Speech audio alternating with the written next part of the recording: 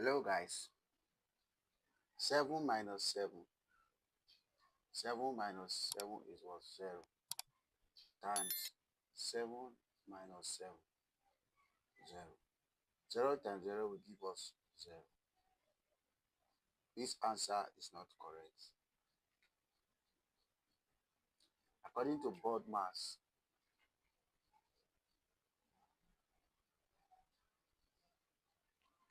we have to solve brackets, division, multiplication, addition, and subtraction. So, if we follow this rule, first of all, we have to solve this. 7 times 7 is what?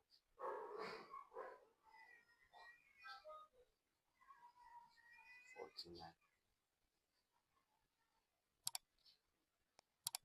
minus 7.